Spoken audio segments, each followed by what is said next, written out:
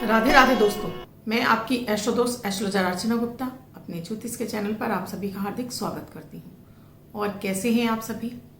आशा करती हूँ आप सभी स्वस्थ और प्रसन्न होंगे। अपने पूरे परिवार के साथ ऐसे ही स्वस्थ और प्रसन्न बने रहें, ऐसी मैं आप सभी के लिए मंगल कामना करती हूँ। दोस्तों, आज मैं आपको अपने जीवन में अमीर बनने के लिए, मान सम्मान समाज में आपका बढ़े, परिवार में आपकी प्रतिष्ठा बढ़े, लोगों में आपकी पहचान हो, आपके भी जीवन में आप दिनों दिन तरक्कियां चढ़ते जाएं, तो कुछ आपको अपनी बातें जिन्हें आपको हमेशा गुप्त रखना चाहिए। अगर आप इनको गुप्त नहीं रखते हैं तो ये आपके भाग्य को कमजोर करती हैं, भाग्य का साथ नहीं मिलता है, आपको मान सम्मान नहीं मिलता है, समाज में भी आपको कोई नहीं पहचानता है। तो दोस्तों, कुछ महत्वपूर्ण तत्व हैं जिन्हें जो नीतिकार चाणक्य, जिन्हें भारतीय हमारी परंपरा में अर्थव्यवस्था में उनके नियमों का पालन किया जाता है, हमारे नीति शास्त्र में उनके नियमों का पालन किया जाता है। उन्होंने एक छोटे से बालक को अपने ज्ञान के द्वारा एक सिद्ध सम्राट बना दिया, चक्रवर्ती सम्राट के उसको ज्ञान, अपने ज्ञान के द्वारा उसको चक्रवर्ती सम्राट बनाया। सम्राट अशोक उनके सलाहकार थे। तो उनके बताए गए कुछ नियम हैं, इन्हें हमेशा आप अगर अपने जीवन में पालन करते हैं तो आपको अपने जीवन में उत्तरोत्तर तरक्कियां मिलती चली जाती हैं। इसके साथ ही दोस्तों, आपको अमृत की बूंद और जादुई अक्षर दूंगी, राहु कल और अभिजीत मुहूर्त का समय बताऊंगी, साथ में आपको लकी अंक देने वाली हूं। तो वीडियो को लास्ट तक पूरा देखें। इसके साथ ही आप मेरे इस चैनल पर नए आए हैं या मेरे वीडियो को आप पहली बार देख रहे हैं तो चैनल को सब्सक्राइब कीजिए, साथ में बेल बटन को ऑल पर, जिससे मेरे प्रतिदिन के वीडियो समय से आपको मिलते रहें, आपको कोई भी वीडियो मेरा ढूंढना ना पड़े। दोस्तों, मैं अब तक कम से कम 700 से 800 वीडियो अपलोड कर चुकी हूँ, हर समस्या से संबंधित।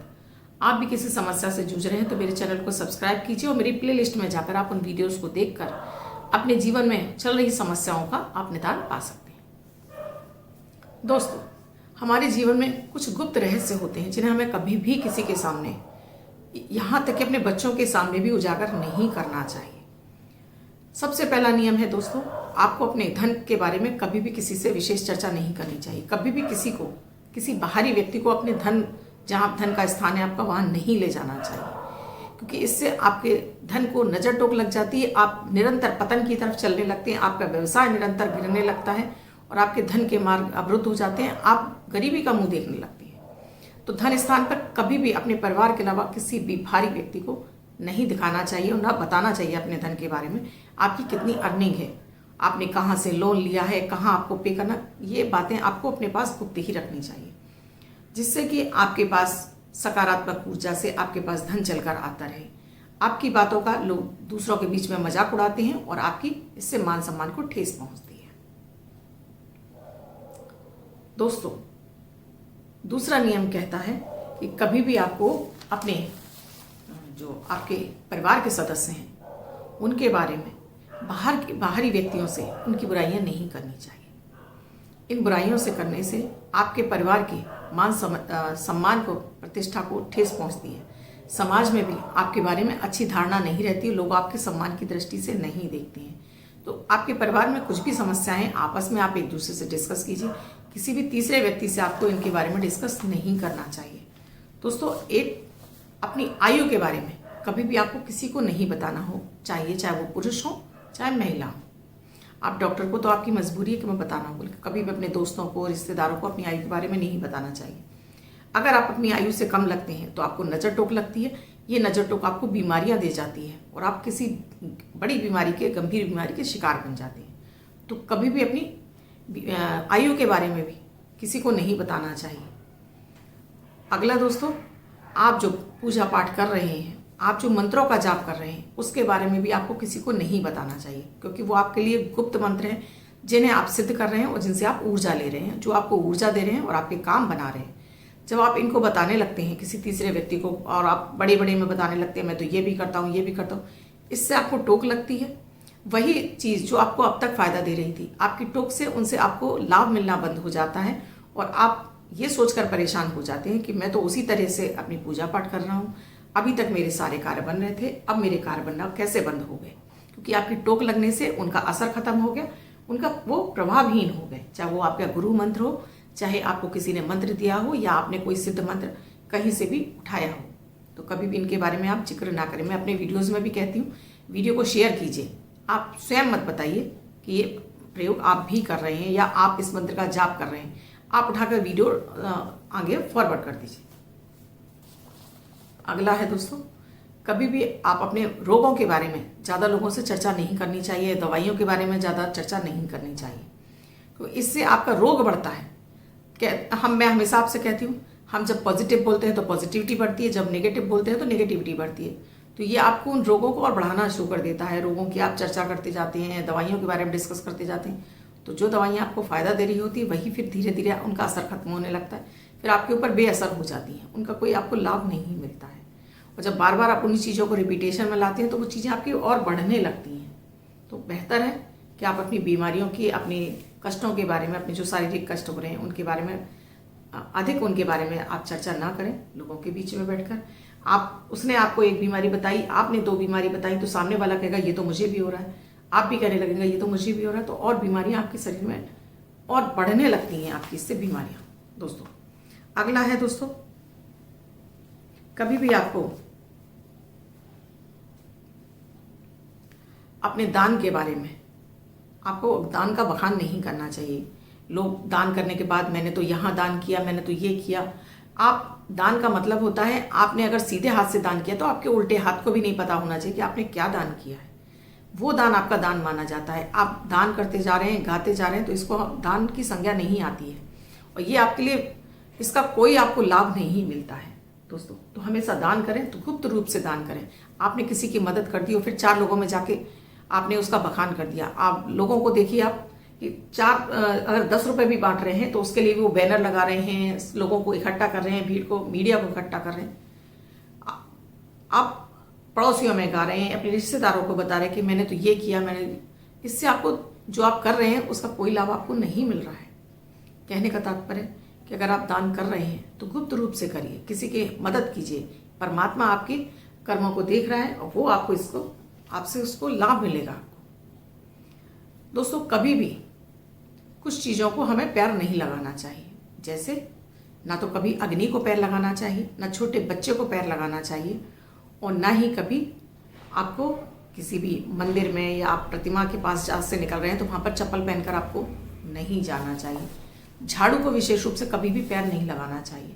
छोटी कन्याएं जो कि माता दुर्गा का रूप होती हैं, या बच्चे हों या बालक हों, ये नारायण का रूप होते हैं, माता दुर्गा का रूप होती हैं। झाड़ू माता माँ लक्ष्मी का रूप होती है, अग्नि साक्षात स्वयं ब्रह्म है। तो इसलिए इन चीज़ों को कभी भी आपको पैर नहीं लगाना चाहिए। अगर गलती से आपका पैर लग गया है तो तुरंत क्षमा प्रार्थना कीजिए और उनको सर माथे से लगाइए। अगला है दोस्तों, कभी भी आपको हमेशा अपने ईश्वर की भक्ति को हमेशा आपको बढ़ाते रहना चाहिए। अपने ईश्वर के जो आप आराधना कर रहे हैं उसमें आप एकाग्रता लाइए। अपना जो आप जाप कर रहे हैं उसको सुबह दोपहर शाम 3 टाइम आप कीजिए। रात में सोते समय विशेष रूप से आप अगर करते हैं तो वो भक्ति, क्योंकि उस समय आप बिल्कुल कंसंट्रेशन से आपका दिमाग एकदम स्थिर होता है, और वो प्रार्थना जो आप करते हैं वो आपकी मनोकामनाओं को पूरा करती है।